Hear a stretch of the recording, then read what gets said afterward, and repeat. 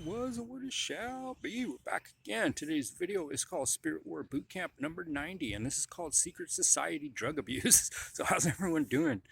So we're going to continue on, but now we're going a little bit from the quantum biology into more of the biochemistry. And this is due to a long-standing issue that I've had posting on these platforms, is that the drug culture has pretty much become complete mainstream since the 1960s, largely completely supported by the US government, in particular the military and secret societies. And this goes all the way back to the ancient world. Of course, in America, this goes back to the Russell Trust, who created Skull and Bones as a way of recruiting generational heads of their, opium trafficking operations and warfare. And so obviously they value opium. And a lot of people don't know the current British royal family, King Cucklord III, Charles. His family's emblem is the red poppy, the Afghani opium poppy. Why might that be the case? Maybe their entire Bacchanalian, Saturnian order was based on drug abuse from the very beginning. And the drug of choice has changed over time. Like if anyone, which most people I know do not do, but if anyone were to go look into the archives of Freemasonry, going back 100 years or so, they would learn about the acacia tree, which is a DMT producing plant, and how this is revered by both the Masons, the occult Judaics, and these ancient Egyptians, right? Like we know from the Bible that the Ark of the Covenant, was made out of what's called shittim wood, which is the acacia tree. And so it's a drug producing plant. And so just as Osiris, the god of the dead, right, is put through this murder ritual and put into a coffin made from this same tree, and was, set adrift in the ocean, and later grew into another giant tree in Lebanon, where he was rescued by Isis. So this whole theme, this mythic theme of the death and resurrection through the use of drugs, is foundational not only to Freemasonry, occult Judaism, Kabbalah, the CIA. I could go on and on, but this goes all the way back to the Roman emperors who, would have physicians like Galen, who's talking about how all the Roman emperors were taking this stuff called the theriac, which is an anti-venom, and they were using the anti-venom in conjunction with venom. So they would put themselves into a death trance with various substances, not limited to various snake venoms, right? And then they would resurrect themselves out due to the, neurochemical changes that would occur in the brain. And although this is all framed as liberating and creating some kind of Superman status, right? Being impenetrable to death. And yeah, I mean, obviously you can build an immunity to snake venom, but there's quite a bit of damage. And in fact, metagenetics shows that, venoms actually change the genetics of humans. And that's why they put them in the, let's just say, pharmaceutical interventions that so many people are fond to take. And a lot of people don't know all these GLP medications they have, like Ozempic. It's all snake venom. It's all snake and scorpion venoms, right? So what I'm trying to get across is how the mainstreaming of drug abuse in our society, fentanyl, everyone's talking about fentanyl nowadays. Like there's always more and more new drugs, but this all goes way, way back to the ancient world. As far back as we have records, these guys were all dosing out on drugs. And despite the use of these drugs for mind control purposes and to cause brain damage and to create mind controlled slaves, people still think somehow of drug abuse is like it's a form of spirituality to them. Like they don't read the Bible, they don't learn how to meditate, they don't study anything. They don't read a book. They don't read any scientific papers about the neuropharmacology of these various drugs. They just take drugs and they think this is an instantaneous path to enlightenment. And if you're a Trustafarian, going around the festival circuit and you're super lazy and you don't know how to read and you've never studied a chemistry book in your entire fucking life, and someone just gives you drugs, and since you're a hedonist and there's free sex and all this, and you can get various STDs and stuff and sleep with a bunch of slutty people of various persuasions, right? Like this is fun, this is hedonism, it's perfect lifestyle for a Trustafarian, and so it's far preferable to what an actual spiritual seeker or an actual intellectual or a scientist or a mystic would actually go through, which is these rigorous training methods of deprivation, fasting, light deprivation,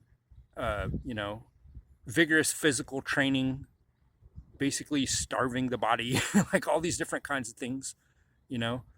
That's all effort. That all requires effort, and it's most importantly, that's all endogenous. So let's talk about some of the most popular drugs. Like everybody, actually, now DMT is kind of played out, but for a long while, that was very popular. And like I'm saying, the kasha tree was one of these plants that they used to produce DMT, and these occult initiations that they used to create mind control slaves. And basically, they use it a lot as a date rape drug, because this creates a homosexual trauma bonding, which is the basic foundation of all Freemasonry, not to mention the U.S. military and various different occult orders. And of course, the really famous occultists like Aleister Crowley and they're quite open about their homosexual rape fetish and how, they like to drug their victims. And of course, Aleister Crowley himself was never without a chemist. He always had to have some kind of best friend that was a chemist.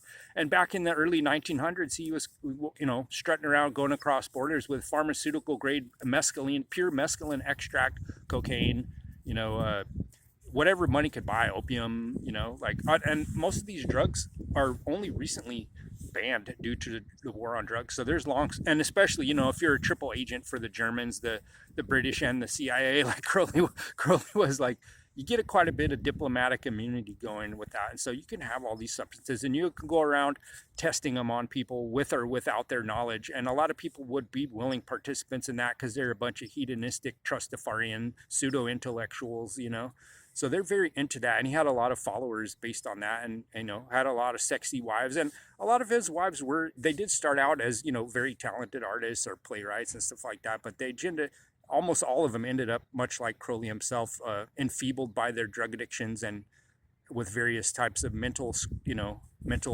illnesses due to drug abuse and hedonistic lifestyles and trauma of various types. So this is the reality of the drug culture in America. And of course, in the modern times, everybody thinks about hippies and Timothy Leary. Of course, Timothy Leary worked for the CIA. Robert Anton Wilson very much popularizing, and both Leary and Robert Anton Wilson both openly referred to themselves as continuing the work of Aleister Crowley. A lot of people don't know that Crowley was pioneering the research on mescaline. And the so-called acid test was all a rehash of stuff Crowley was doing. And of course, before him, there was Madame Blavatsky, who would go around and have these Theosophical Society meetings where they would dose everyone out on, opium incense, basically get everyone all drugged up and get into various types of sexual perversions. And, drugs are an easy way to mind control people too. So it's a multifaceted thing. Like, they're doing research and development, number one. They're trying to create mind control slaves, number two. And they're also trying to indulge in their own hedonistic desires and stuff like that. All the while telling themselves that they're highly spiritual and stuff like that, But what I wanted to get to today is a particular understanding of the biochemistry of these drugs. Of course, we know a lot of people have popularized the fact that, there's endogenous DMT. If you're healthy and your pineal gland's not toxified and calcified, like, you're constantly secreting DMT as a part of your natural daily cycle. Not only humans, but plants even secrete this substance. It's a bioactive substance that we all secrete. So where does the drug pusher come into the equation if this is something that the human body naturally produces? Well, for no other reason than control. Okay, it's a controlled provocation of these different types of mental states so that you get trauma bonded to your drug pusher, basically. And similarly with LSD, all the actions of LSD, all the psychedelic properties of LSD are due to nothing of that molecule in and of itself, but it's because that molecule provokes the adrenaline response and causes the production of oxidized adrenaline, which is known as adrenochrome.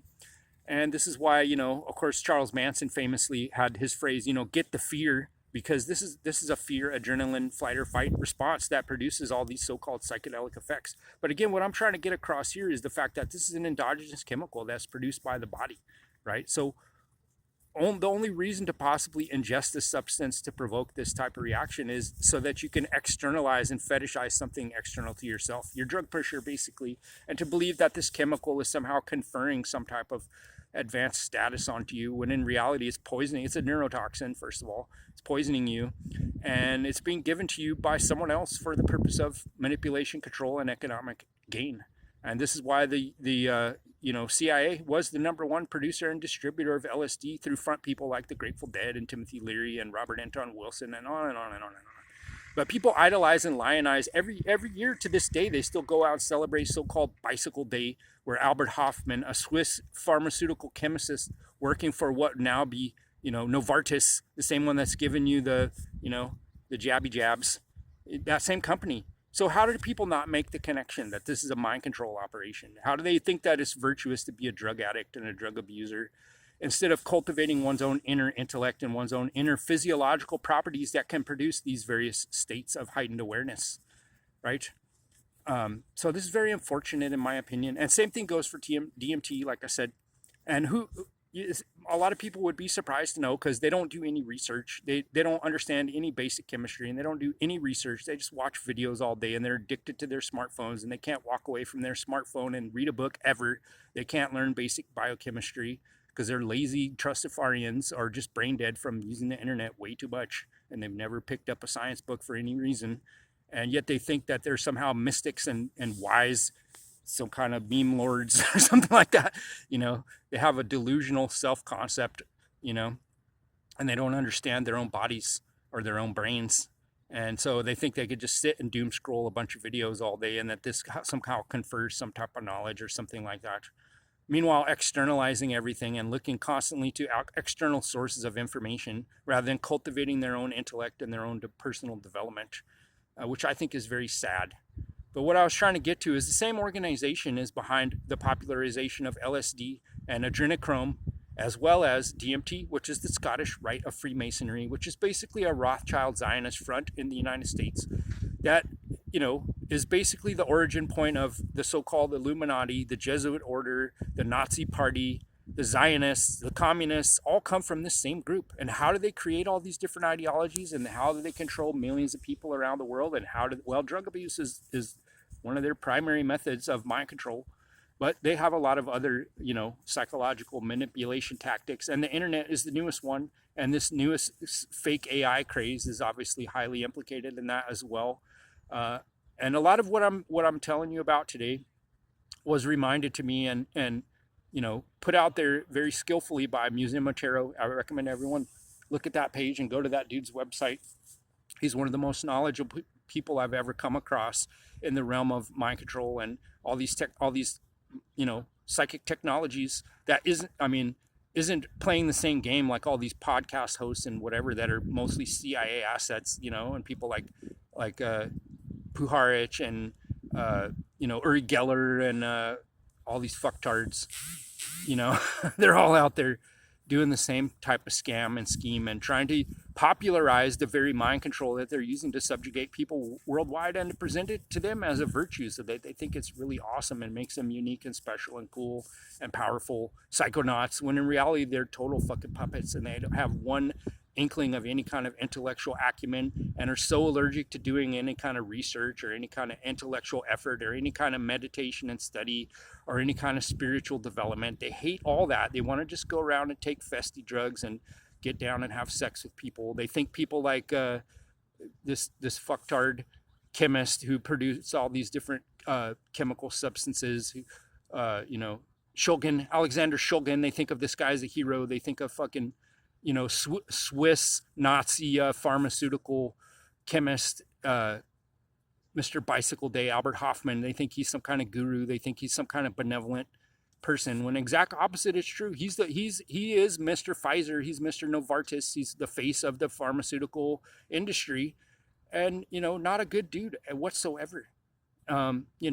And everyone's crying in their beer, and they're crying in their CBD oil over a Bobby Weir, known and self-admitted Bohemian Grove member, CIA, Freemason. I love to go to the Playboy Mansion and involve all his pedo shit and dosing out kids with these experimental drugs. And people like Shulgin now, creating and synthesizing so-called Tucci or Tusi, the same drug that P. Diddy's using to date rape drugs.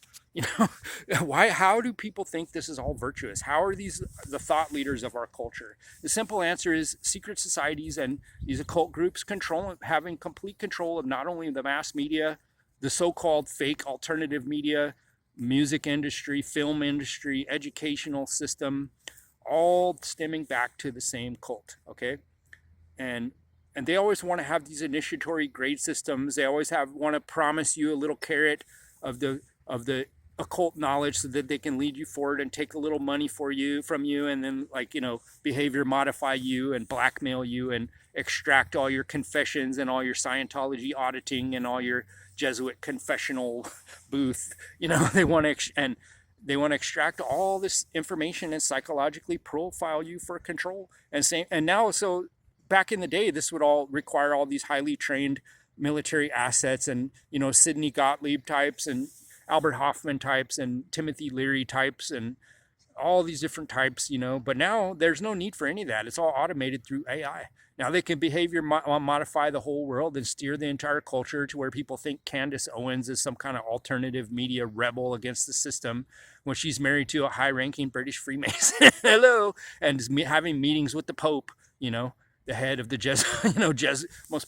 one of the most powerful Jesuits in the world, and head of a pedophilic satanic secret society that's intertwined with the Freemasons and the CIA and the entirety of the US government. So this is the reality of the situation that we're in right now. And I'm not saying any of this to toot my own horn. I'm warning people because our society is at stake right now. We're in a free fall collapse. Meanwhile, everybody's lionizing and celebrating all the very mechanisms of mind control that are demeaning them as human beings, degrading them, stupefying them, making them retarded, making them chemically dependent, giving them neurological brain damage because they think it's fun and cool and edgy to take neurotoxins on a regular basis until their nervous system is completely fried and they're completely incapable of normal human emotions, and they live in some kind of solipsistic, narcissistic trance, and they're bragging to people about how fucked up they are as if it's a virtue, as if they're some kind of powerful spiritual guru, when in reality they're brain damaged and sad and very narcissistic and very off-putting to anyone that they're trying to socialize with, and they can't interface with reality. They can't do any kind of normal day-to-day activities or provide for their own livelihood. And if it wasn't for their trust fund, they would probably starve to death in a quick succession and they would have no money to buy drugs to distract them from their unhappy lifestyles. Which is sad. Like, I'm very sad about that. I laugh, but it's a nervous, very uncomfortable laughter, because this is something that's been with me the entire time that I've been on social media. When I try and tell people and warn about all these things and talk down and break down the dynamics of how this is all working and how people are being victimized, inevitably, since I started all this, 10 years ago or more, the first people in the comments section are all these brain damaged drug addicts bragging about their drug abuse, thinking that it's somehow virtuous and good and that it's ennobling somehow and it's conferring them all these powers and whatnot. Meanwhile, they have zero intellectual capacity. They're not creative. They can't fabricate any kind of intellectual discourse. They can't do research. They can't pick up a basic chemistry or biology book. They can't learn about basic history of secret societies that are weaponizing all these same substances against them, which I find very sad. So I'm trying to warn people. That's why I'm creating the Spirit War series to begin with, because we are at war. People are under attack, and their only hope of survival is to understand the weapons systems, the techniques, tactics, and protocols that are being used against them every day, and how to identify the enemy operatives that are putting them under attack, which by and large, 90% of what I'm seeing online is the enemy. They're victimizing you. They're posing as some kind of alternative grassroots type of person when nothing could really be farther from the truth. They go from 0 followers to hundreds of thousands overnight.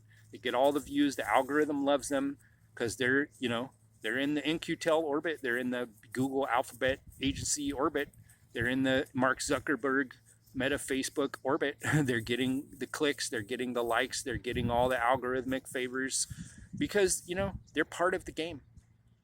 And so people are entrapped.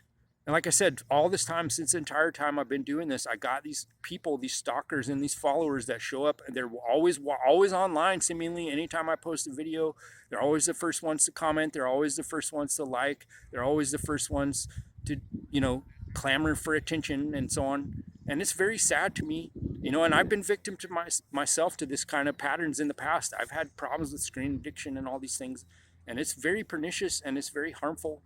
But what I'm here to do is tell you what you can do. Instead of taking all these drugs Instead of being victimized by the pharmaceutical industry and having your brain destroyed, you can learn how your brain functions. Go pick up a textbook, go watch a video about neurochemistry, go watch a video about biological energy, go watch, listen, even basically just listen to any of the videos that I've already made. Listen to them. Remember, take notes. Learn these facts and information. Learn these names. Learn these biological, physical terms, so that you can go do independent research. Verify what I'm saying. I make tons of mistakes all the time. So the way that this could be valuable to anyone is that they pick up a pencil and paper. They go research. They go do further study. They don't sit there and rely upon some CIA paid influencer to explain shit to them. Okay, take the initiative. Your own body is the repository of all these substances that are going to give you enlightenment. But it isn't through taking drugs. It isn't through paying your pusher some money. It isn't through likes and clicks on Instagram, okay? It's not through being on screen lock all fucking day long. Go outside, look at the sun, touch grass, you know? This is how your body becomes healthy and whole. This is how you enable all these higher level functions of intuition, creativity, physical strength, you know, and so on. The human being is infinitely plastic. They're infinitely trainable. There's no upper limit to where we can go, to what we can become. But you're not going to do it by going on the internet and listening to somebody talk. You do it by making personal effort. You're not going to do it by taking chemical substances into your body that you don't fucking understand even how they work, how to use them effectively, how to use them safely, because you have zero fucking discipline to go find out this information.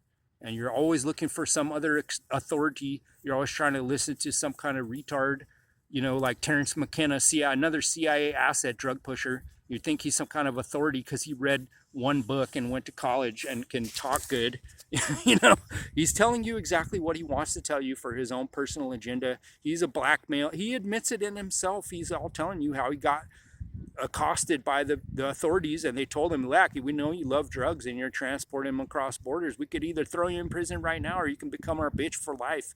And you can, and same thing with Dennis McKenna, his brother. He's still running on the circuit to this day, telling everyone to do drugs, making money for the CIA, you know, using their mind control on everybody. And they think this is a virtuous, influencing person that they want to go listen to. So you need to stop doing that, okay? You need to stop being in the hierarchy. Get out of the BDSM hierarchy cult of the Masonic order and everything that they're pushing on you, all their DMT and LSD and adrenochrome and all their fucking bullshit. That's not the source of power. That's not the source of knowledge. That's not the source of insight. You know, you need to dismantle everything they're presenting to you and reconstruct it from the ground up in a way that's actually going to benefit you and build internal strength, not based on external substances and hierarchies and approval seeking behavior, or you're out trying to prove to everybody how fucking great you are while being humble bragging, right? Really, you're pretending to be obsequious and give all these flattery and compliments, but in reality, all you're there to do is brag and try to get some kind of external validation from someone, you know, who's really, you want them to admire your drug abuse. That's sad. That's terribly sad. And I feel bad for all the people that are doing that, but they're never going to get any better unless someone points a finger in their face and tells them exactly what they're doing and how transparent it is to anybody with an inkling of self-knowledge, self-respect, and intellect. They could see it. I've lived through it many times before. I can't even tell you the amount of people that I grew up with that were dead before 30, that were permanently brain damaged from abusing all these substances and buying into all this propaganda and listening to all this fucking bullshit by these secret society operatives. And that's why I do what I do. It's not to glorify any of this. It's not to glorify and mystify the occult or anything like that. It's the exact opposite. I'm trying to explain it in terms of science and rationality so that everyone can reconstruct it and find within it what is good, how the powerful people and the powerful societies in our world have become powerful through the practical use and the practical understanding and the scientific analytic reasoning that allows them to wield all this technology in such an influential way. That doesn't come from drug abuse, right? It doesn't come from following orders and being trendy and trying to replicate what you see other people doing and trying to imitate and fit into this fucking drug cult of all these so-called visionary artists who are out there abusing substances and trying to predate on other vulnerable youth and feed on them and filter feed them into their fucking cliques and their groups. That's not good. It's good to be an individual. It's good to truly be a creator. you know, to break free of the fucking AI influence, to break free of the psychedelic mafia that's out there trying to fucking neuroplastic you into a fucking slave, you know? This is what people need to learn. It's fucking tough love. Nobody wants to hear this. Nobody wants to listen to this and realize that they've been conned and duped. And I'm tired of seeing my friends and people die and be permanently brain damaged and most importantly, just wasting their life, wasting their time, wasting their precious youth on some fucking algorithm, on some secret society military psyop, and lionizing and worshiping these fucktards as their heroes. So I'm done with that. And that's why I'm here today. So I'm doing the Spirit War series. I hope some of you can find this useful and try to learn and go understand the glory of human consciousness, the glory of the hard sciences, physics, chemistry, biology, quantum physics. All these things are very, very powerful, very enabling. And the further deeper you go into it, you study it, there's nothing new under the sun. All these ancient schools of philosophy from the old world knew all this information and more. But it's not a fad, it's not a trend. It takes a lifetime of strenuous fucking effort, self-denial, discipline, fucking every kind of pain and suffering to get to where you are truly the master of these things and not slave to some kind of hierarchy. That's what I'm here to teach. It doesn't come by watching videos though. Pick up the torch, pick up the tools that I'm giving you, listen to the information that I'm saying. Just don't parrot it and give flattery and likes and clicks. Pick up the tools that I'm giving you and use them and innovate and go beyond what I've done for you here. This is the only way that humanity is ever going to survive the spirit war. See you next time.